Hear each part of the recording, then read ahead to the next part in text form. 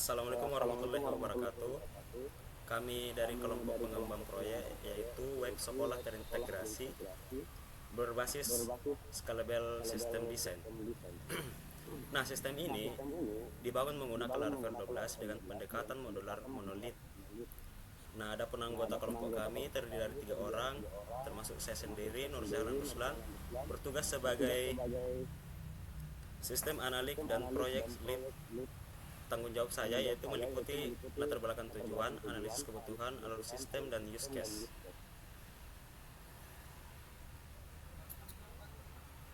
Oke, baik. Ada saya yaitu anggota kedua ya. Perkenalkan, nama saya Muhammad Yahya Kadri. Di sini saya bertugas sebagai UI UX dan documentation designer serta security dan access control designer. Nah, sini saya menangani rancangan tampilan diagram, dokumentasi, autentifikasi, role pengguna, pembatasan akses, audit log, dan penjelasan fitur tiap modul. Saya serahkan ke teman kelompok saya berikutnya yaitu Muhaidir Nur. Oke, baik, terima kasih. Perkenalkan, saya Muhammad Haidir Nur. Saya bertugas sebagai sistem arsitek dan database designer. Saya menangani arsitektur sistem, pembagian vCPU, load balancing, API integration, scaling, monitoring, database, ERD, relasi, konsistensi data, dan laporan proyek. Baik, saya kembalikan ke teman saya.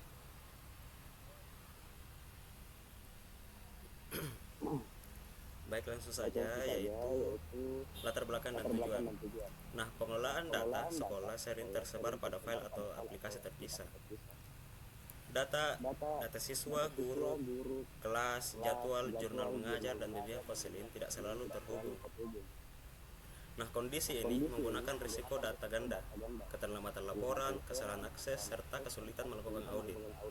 Nah, adapun tujuan dari proyek ini yaitu menyatukan proses akademik dalam satu aplikasi web, sistem menyediakan data terpusat, pembatasan akses berdasarkan tanggung jawab pengguna, pencatatan aktivitas, dan struktur yang dapat dikembangkan ketika jumlah pengguna atau trafik meningkat.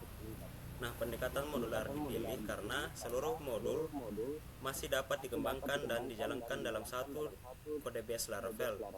Tetapi setiap modul mempunyai batas controller, root, form request, view, dan aturan akses yang jelas. Baik, di sini saya akan menjelaskan atau memaparkan dari demo website yang kami buat. Nah, di sini di sistem kami itu memiliki 4 modul utama, yaitu jurnal mengajar, bimbingan konseling, kesiswaan, dan manajemen admin. Nah, pertama kita login dulu atau mendemokan untuk di modul pertama itu kesiswaan. Oke, kita login sebagai admin di kesiswaan.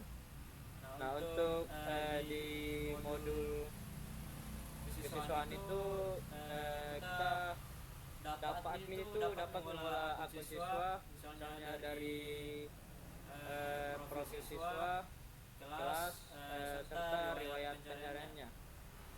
Nah, di sini kita bisa mengubah biodata siswanya, begitu juga di kelas dan yang bersangkutan dengan siswa.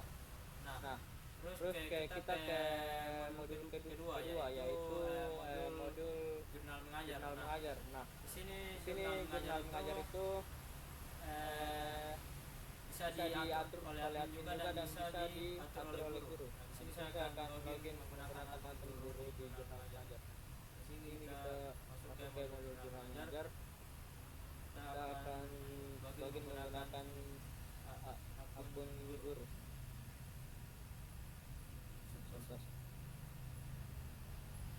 Nah, di sini jurnal mengajar itu hanya dapat guru itu hanya dapat memilih jadwal mengajarnya, yaitu kita bisa memilih jadwal mengajar yang sudah ditetapkan atau yang sudah diberikan oleh admin ya di yang tadi. Jadi kita bisa memilih ya dan di sini yang terjadi itu hanya saat kita bisa memilih itu. Nah, di sini kita juga bisa mencatat tanggalnya kapan kita mengajar, terus kita bisa mencatat materi yang belajar yang akan kita ajarkan, keterangan siswa yang hadir dan siswa yang absen. Nah, kemudian jika sudah disimpan, maka di sini akan tercatat di rekap ya. Nah, di sini sudah ada jadwal guru, yaitu jadwal pelajaran Budi Santoso. Nah, di sini dia itu tanggal 17 bulan 7 dan mata kuliah bahasa Indonesia. Nah, itu adalah penjelasan singkat dari modul jurnal mengajar ya. Terus modul ketiga itu adalah bimbingan konseling. Nah, bimbingan konseling ini kita yang bisa akses itu adalah akun yang guru BK. Ini adalah kita dan admin yang hanya bisa mengakses untuk modul BK ini. Nah, dari modul BK ini kita dapat mengolah kasus siswa, nomor kasus, konselor, semester, status tindak lanjut dan catatan sesi konseling lainnya. Nah, seperti di sini kita bisa melihat sudah daftar dan di sini kita bisa input catatan BK. Di sini kita bisa guru BK-nya. Ini adalah nama dari siswanya. Jadi di sini kita sudah langsung muncul ya nama subjek siswa yang terdaftar di sekolah ini maupun kelasnya. Jadi kita bisa mengisi input catatan BK-nya. Dan ketika sudah diisi, di sini sudah akan tampil di riwayat BK.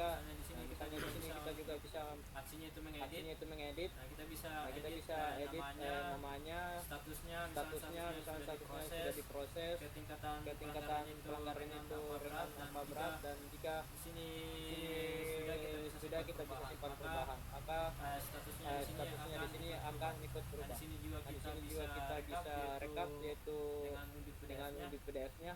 Nah, itu adalah pemaparan dari penjelasan dari dashboard BK atau modul BK, dan sekarang kita lanjut ke modul yang terakhir itu modul admin. Nah, ini adalah modul yang bisa mengakses seluruh tiga modul yang tadi.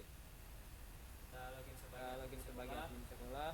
Nah, admin ini dapat mengelola guru.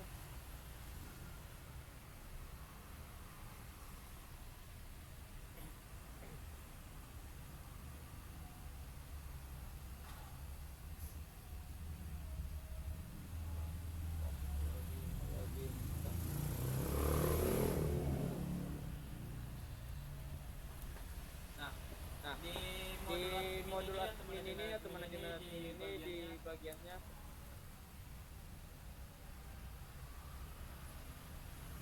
daftar tuh.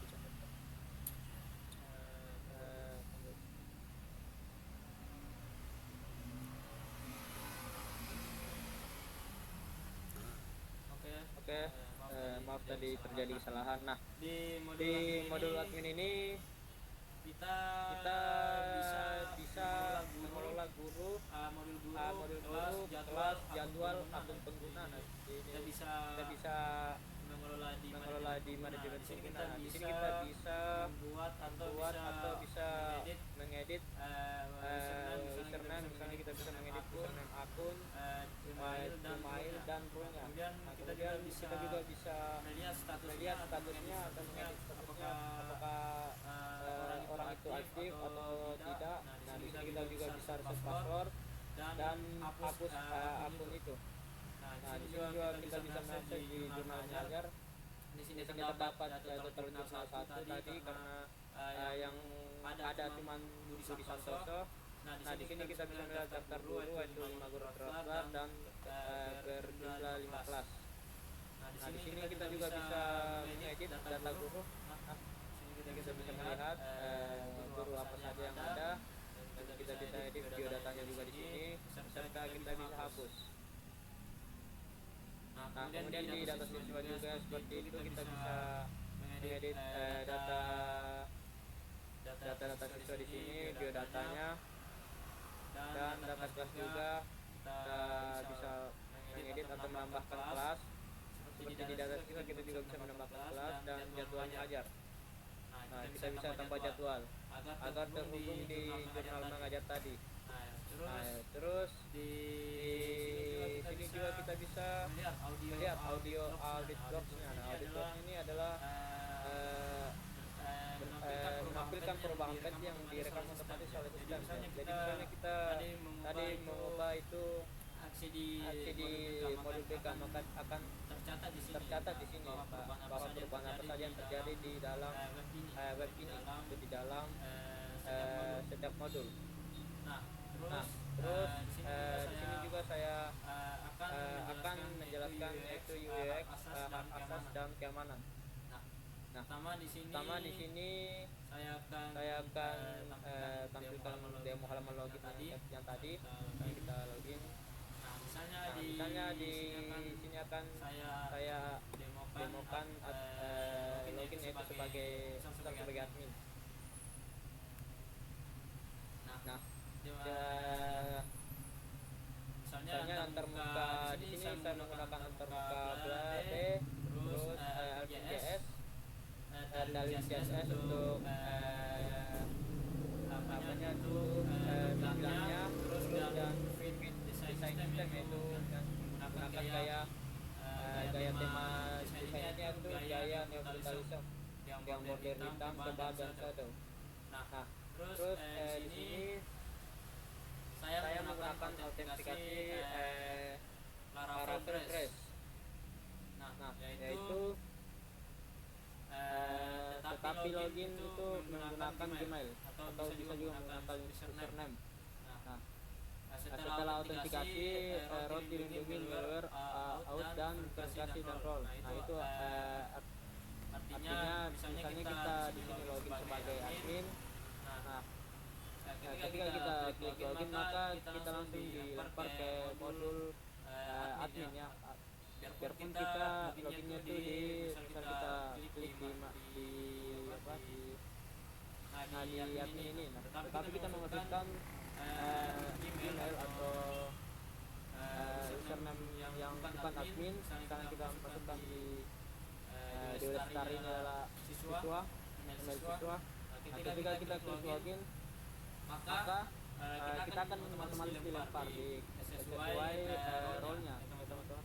Ini adalah role siswa, maka dia akan dilempar ke dashboard siswa, tidak akan terpush ke dashboard admin. Nah, terus admin itu hanya dapat membuka root admin yang saya jelaskan tadi, terus hanya dapat membuka dashboard, jurnal guru, siswa itu hanya dapat membuka portal siswa.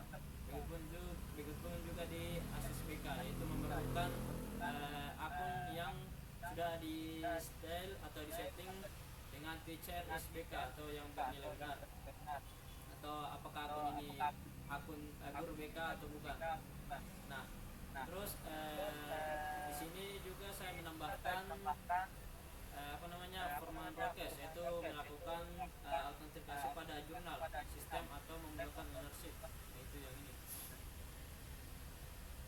Nah, di sini kita harus memasukkan email guru, yaitu kita guru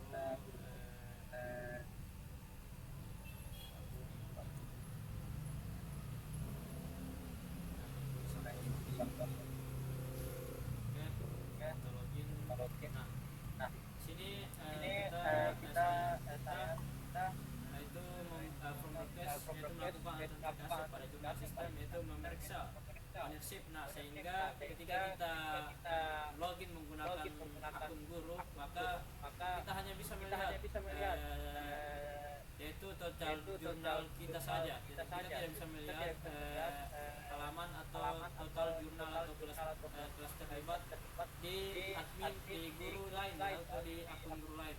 Kita hanya bisa melihat yang sesuai di akun kita, gitu maksudnya. Nah, misalnya kita tidak dapat juga mengubah atau menghapus jurnal guru B. Nah, di sini kita bisa menghapus jurnal kita atau menambahkan. Nah, kita juga tidak bisa menambahkan guru guru B atau guru C kalau kita login di guru A. Nah, begitupun sebaliknya teman-teman. Nah, terus di sini sama kayak untuk integrasi API-nya itu client wajib mengirim XFK atau bearer token. Nah, jika salah itu dia akan mengembalikan sistem HTTP 503. Sedangkan belum dikonfigurasi, maka itu akan salah teman-teman. Nah, terus yang terakhir itu yang audit log yang di modul admin tadi. Nah, di sini.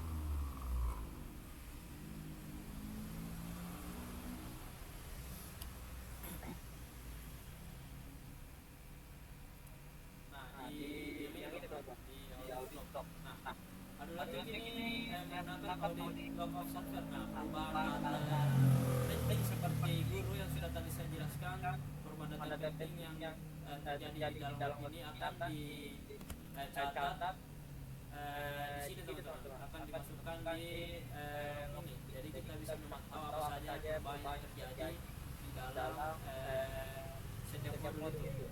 Nah, mungkin sekian pemaparan dari bagian saya, yaitu pembagian UX, maka khas dan keamanan serta fitur setiap modul tadi. Untuk penjelasan berikutnya saya akan persilakan teman saya Heidi dulu. Terima kasih.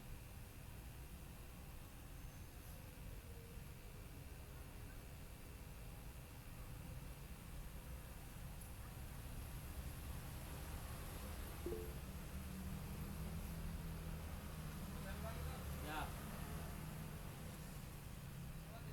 Sama-sama.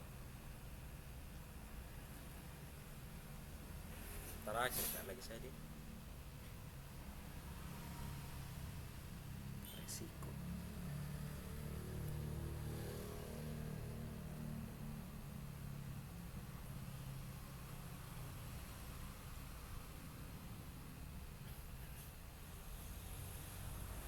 Ada ya TPPT yang ditampilkan. Baru baca dari sini nih.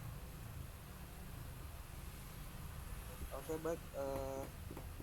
Terima kasih. Saya akan melanjutkan. Langsung saja kita masuk ke arsitektur modular monolit.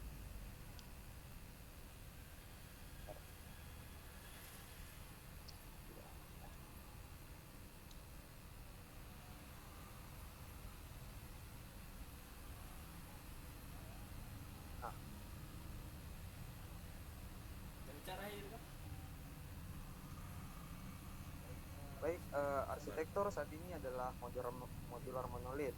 Browser atau API client mengirim request ke delivery layer melalui routes web.php atau routes.api.php. Request melewati autentikasi dan akses kontrol, lalu diarahkan ke modul akademik dan RABC jurnal mengajar, BK atau bimbingan konseling, atau portal siswa. Nah, keempat modul tetap berada dalam satu proses Laravel dan satu code base. Pemisahan dilakukan melalui namespace controller, route group, from request, view, middleware, dan aturan role. Semua modul memakai Eloquent model, transaksi database, Sage, observer, queue, logging, dan session yang sama. Nah, keuntungan pendekatan ini adalah development lebih sederhana dan transaksi lalu lintas modul tetap konsisten. Batas modul tetap disiapkan agar workload tertentu dapat direplikasi atau diekstrak menjadi service ketika traffic meningkat. Baik, kita lanjut ke pembagian atau rancangan 6P CPU dan load balancing. Nah, Implementasi lokal masih berjalan sebagai satu aplikasi. Untuk rancangan target, resource dibagi menjadi 6 vCPU. vCPU pertama itu untuk menangani workload jurnal mengajar karena digunakan guru setiap hari. vCPU 2 menangani BK karena datanya sensitif dan membutuhkan kontrol akses serta logging kuat. Nah, vCPU 3 menangani kesiswaan termasuk master siswa dan mutasi. vCPU 4 menangani akademik dan RBAC, seperti kelas, jadwal, dan pengguna. Terus yang kelima itu menjalankan PostgreSQL sentral sebagai single source of truth. vCPU 6 menjadi load balancer atau API gateway. Nah, klien masuk melalui vCPU 6 atau gateway melakukan routing, rate limiting, monitoring, agregasi log, dan health check melalui endpoint. Request hanya diteruskan ke node yang sehat. Semua workload memakai session, change, queue, dan logging bersama agar aplikasi dapat direplikasi tanpa menghasilkan state yang berbeda. Pembagian ini merupakan rancangan scale out pada tahap awal. Modul tetap satu codebase. Ketika beban meningkat, node untuk workload sibuk dapat ditambah tanpa langsung memecah seluruh sistem menjadi microservices. Lanjut ke database dan relasi atau ERD. Nah, semua modul memakai satu database terpusat. Nah, SQLite digunakan untuk pengembangan lokal dan PostgreSQL menjadi target produksi. Nah, tabel roles berrelasi one to many dengan users. Profil akan dipisahkan menjadi teachers dan student. Data siswa tidak menyimpan kelas ID secara langsung. Riwayat kelas dicatat melalui enrollments yang menghubungkan siswa, kelas, dan tahun ajaran. Nah, terus ke tabel schedules, yaitu menghubungkan kelas, mata pelajaran, guru, dan semester. Nah, lanjut ke teaching journals, itu terhubung ke jadwal dan guru. Nah, kombinasi jadwal dan tanggal dibuat unik untuk mencegah jurnal ganda. Nah, lanjut ke modul BK atau BK cases, terhubung ke siswa, konselor, dan semester. Setiap kasus mempunyai banyak BK counseling notes. Nah, terus ke tabel activity logs, itu menyimpan jejak perubahan entitas penting.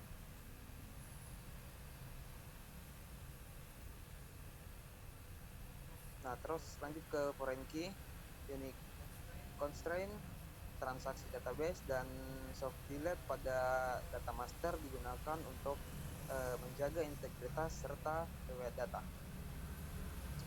Baik, kita lanjut ke unsur scalable system design. Nah, unsur pertama adalah centralized DB atau database sebagai single source of truth. Unsur kedua adalah API based integration melalui endpoint read only atau get API student yang dilindungi API key. Unsur ketiga itu adalah chasing atau query master data untuk dropdown menggunakan chase remember. Ketika guru, kelas, mata pelajaran, semester atau tahun ajaran berubah, master data change observer itu menghapus change terkait agar data tidak stale. Unsur keempat adalah queue dan shared state. Saat ini session, change, dan queue dapat memakai database bersama. Pada produksi, queue dan change dapat dipindahkan ke Redis agar pemrosesan lebih cepat dan mendukung banyak node. Nah, unsur kelima adalah observability melalui endpoint, app, application log, dan activity logs. Terus arsitektur juga menyediakan jalur scale out jadi dosen. melalui load balancer dan replikasi workload. Nah, sekian saya kembalikan ke Tepikan dulu teman saya. Terima kasih. Baik, Baik. saya lanjut ya.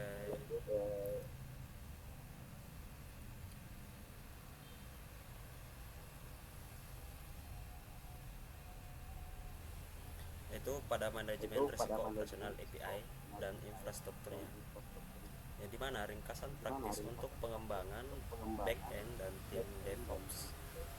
Identifikasi 5 risiko operasional utama pada layanan web atau API.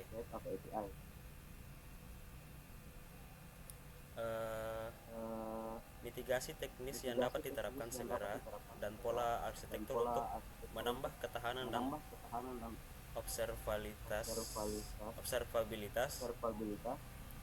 DEC ini fokus pada tindakan yang dapat diimplementasikan oleh sistem produksi.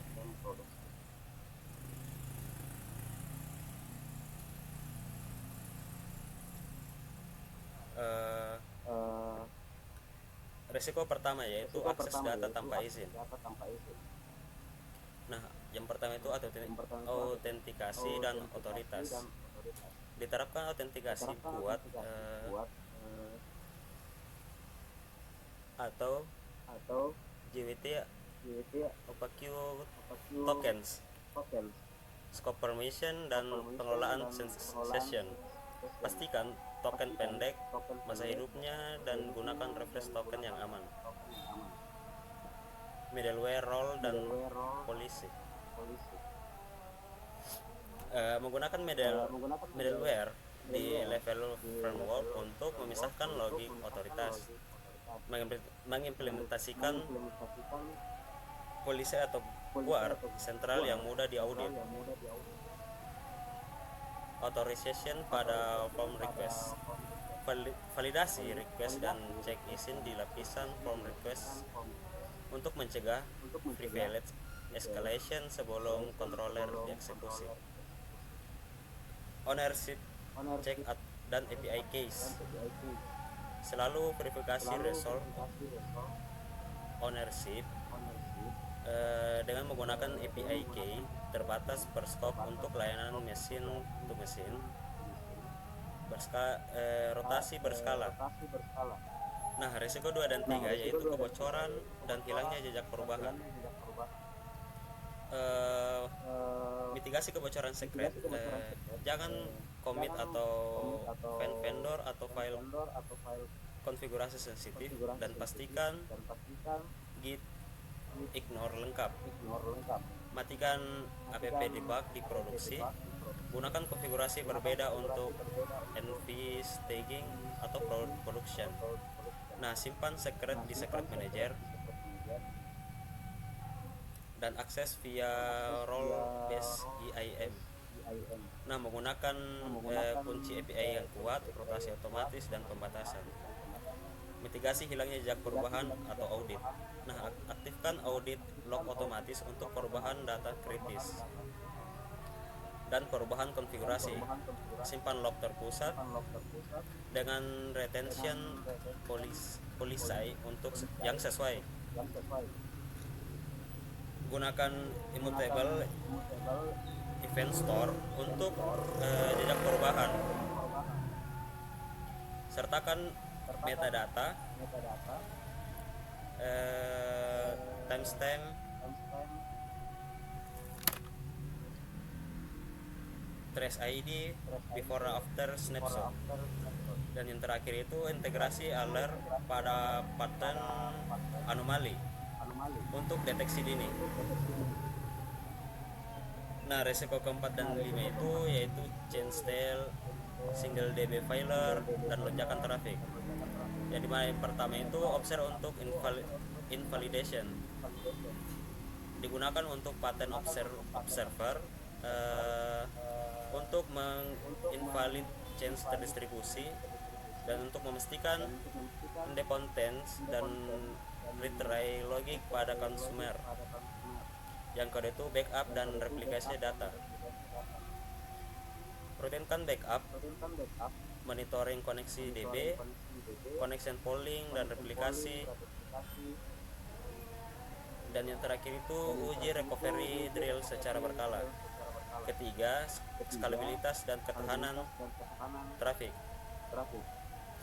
Terapkan load balancer dengan health check, auto scaling untuk service stateless,